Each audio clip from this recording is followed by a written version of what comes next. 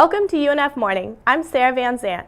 This is the show that wakes you up in the AM and keeps you informed about what's happening on our beautiful campus and around our city. Looking for a bit of culture or a relaxing way to fill the time between classes? Renowned international artist Gary Chapman's artwork is the subject of an exhibit currently at the UNF Gallery of Art. Chapman is an associate professor of painting at the University of Alabama in Birmingham and has work that has been displayed around the world. The gallery will showcase Chapman's art through February 24th, at which there will be a lecture and closing reception featuring the artist himself. The daily viewings will be from 10 a.m. till 4 p.m. Speaking of around the world, UNF will be hosting a study abroad panel tomorrow at 5:30 in Building 58. The panel will consist of returning business students from past study abroad programs that included trips to Europe and South Africa. All students are welcomed, and Coggin alumni will be in attendance to answer any questions for students who plan on taking future study abroad trips.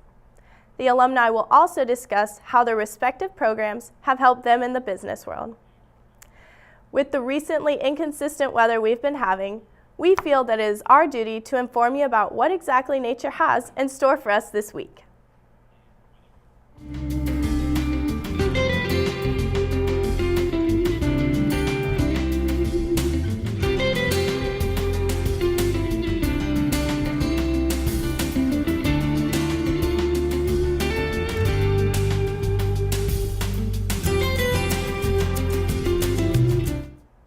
Jacksonville Mayor John Payton is continuing with his plans to close Monroe Street and turn it into a public plaza. More than $600,000 is budgeted for public art, which will decorate the plaza if the City Council approves. However, in 2004, the City Council passed the ordinance to renovate the courthouse, but also made it clear that Monroe Street would be reopened. Monroe was planned to be the grand entrance to downtown once reopened, but now it may serve a different purpose. Looks like Wednesday's weather is going to be a night to stay inside, but the Colt Ford's concert tomorrow night at Whiskey River in the St. John's Town Center can keep you warm and toasty while listening to good music. Here's your chance to get your country on and enjoy all of his hits, including Chicken and Biscuits and Tailgate. Doors open at 7 p.m. and the show will start at 9. This is a 21 and up event, and tickets can be purchased online for $15 or at the door for $20. While news is free-flowing at UNF Morning, we have Joe Hellriegel with sports. Joe, what do you have for us today?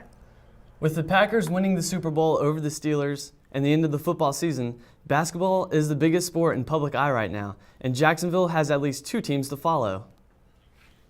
The Jacksonville Giants have been able to do pretty much anything they wanted so far in games at Veteran Memorial Arena this season.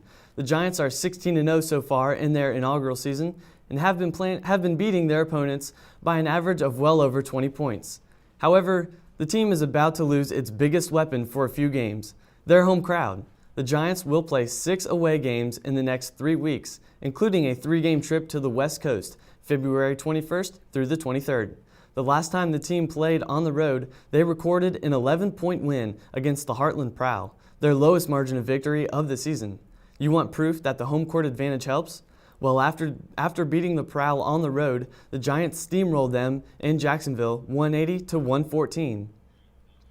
As for UNF basketball, Tuesday night means part 2 of the basketball section of the River City Rumble at Jacksonville University. With the way the game ended on January 26th, you can be sure the Ospreys will be looking for some payback, with this game being at JU's house, the Veterans Memorial Arena in downtown Jacksonville. It's another doubleheader, so the women's game will start at 5 p.m. and the men are scheduled to tip off at 7:30. The women look to win their 5th in a row and 9th of their last 10. That's it for sports. Sarah? Thanks for joining us on UNF Morning. See you next time, Jacksonville.